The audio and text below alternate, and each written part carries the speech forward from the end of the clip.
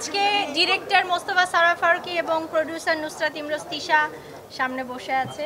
৩৬ জুলাইয়ের পরে বাংলাদেশ আর আগের জায়গায় ফিরে যাবে না। গত ১৫ বছরে যে তামাশা আমরা দেখেছি, লে তামাশা, সেটার উপর স্যাটায়ার ছবি।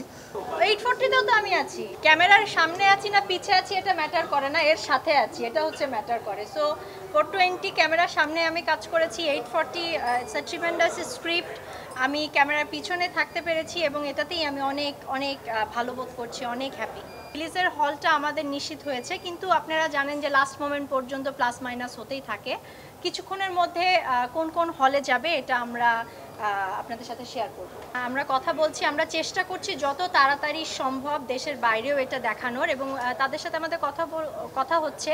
যেহেতু সামনে ক্রিসমাস আছে, একটু বিলম্ব হচ্ছে এই কারণে, but we are trying hour level best যেন অস্ট্রেলিয়া, নিউজিল্যান্ড, ইউকে, ইউএসএ সহ সব জায়গায় সবাই দেখতে পারে, ওই ব্যবস্থায় করার চেষ্টা করছি। বাংলাদেশে গণতন্ত্রের নামে, দেশ পরিচালনার নামে এত তামাশা হয়, রাজনীতির নামে এত তামাশা হয়, ফলে এটা তো স্যাটায়ারের খুবই উর্বর ভূমি হওয়ার কথা। আপনি যদি বাংলাদেশের চায়ের দোকানগুলোতে আড্ডায় যান, আপনি দেখবেন যে ক্ষমতাবানকে, মানে যারাই ক্ষমতাবান থাকে তাদেরকে কীরকম ওই চায়ের আড্ডাতে কীরকম স্যাটায়ার করা হয়। ফলে আমাদের সরকারগুলো, এই বিগত সরকারের মতো, এরা যত বেশি খারাপ কাজ করে মানুষ এদেরকে তত বেশি তীব্র স্যাটায়ারের বানে মাটিতে নামিয়ে ফেলে চায়ের দোকানে বসে। এই কারণে আমি বলেছি যে স্যাটায়ারের জন্য, পলিটিক্যাল স্যাটায়ারের জন্য বাংলাদেশ উর্বর ভূমি। আমার বিশ্বাস হচ্ছে ৩৬ জুলাইয়ের পরে বাংলাদেশ আর আগের জায়গায় ফিরে যাবে না, ইনশাআল্লাহ। এবং আমার বিশ্বাস 840 পরে আমাকে ১৬৮০ বানাতে হবে না, এটা আমি বিশ্বাস করি। বাংলাদেশ ঠিক পথে আছে। আপনি যদি এভাবে ভাবেন, 15 বছরে দেশটাকে ফোকলা বানিয়ে ফেলা হয়েছে, $234 বিলিয়ন পাচার হয়েছে, শত শত মানুষ খুন হয়েছে, গুম হয়েছে, 1 জুলাইতে মারা গেছে 1500-এর উপর, পুলিশ বাহিনী শেষ করে দেওয়া হয়েছিল, আমলাতন্ত্র শেষ করা হয়েছিল।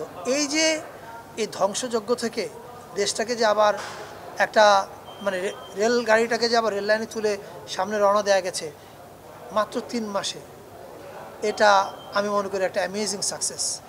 হ্যাঁ, আমরা সব অর্জন করতে পারিনি, কিন্তু আমি নিশ্চিত আমরা ঠিক পথে হাঁটছি। আমরা বলতে শুধু আমি আমাদের সরকারের কথা বলছি না, বাংলাদেশের মানুষ ঠিক পথে হাঁটছে। বাংলাদেশের সঠিক রাজনৈতিক আকাঙ্ক্ষা তৈরি হয়েছে, এবং এই আকাঙ্ক্ষাকে উপেক্ষা করার মতো ভুল কোনো রাজনৈতিক শক্তি করবে বলে আমি বিশ্বাস করি না। আমাদের সিনেমায় একটা ব্যাপক রিফর্ম দরকার। এটার জন্যে সরকার ইতিমধ্যে একটা পরামর্শ কমিটি করেছে। আমি নিশ্চিত সেই কমিটি সেন্সর সহ সকল বিষয়ে কী কী রিফর্ম লাগবে সে পরামর্শ দিবে। তার আগ পর্যন্ত অবশ্যই অনেক জটিলতা আছে। আজকে ডিরেক্টর মোস্তফা সারা ফারুকী এবং প্রোডিউসার নুসরাত ইমরোজ তিশা সামনে বসে আছে। আসলে এক একটা কাজ যখন আমরা ডেলিভারি দিই, বা এক একটা কাজ যখন শেষ হয় এবং দর্শকদের কাছে নিয়ে আসতে পারি, এরপরে আসলে দর্শকদের রিয়াকশনের উপর অনেক কিছু ডিপেন্ড করে। সো আশা করছি কিছু প্ল্যান আছে, কিছু ভালো কাজ করার চেষ্টা করছি। যদি সফল হতে পারি এই কাজে, ইনশাআল্লাহ ফিউচারেও আরও ভালো ভালো কিছু কাজ আমরা অবশ্যই দিতে পারবো। যারা 420 দেখেছেন, যদি 420 আপনাদের ভালো লেগে থাকে, আমার বিশ্বাস 840ও ভালো লাগবে। এটা পলিটিক্যাল স্যাটায়ার। গত 15 বছরে যে তামাশা আমরা দেখেছি, লে তামাশা, সেটার উপর স্যাটায়ার ছবি। I am sure you are going to love.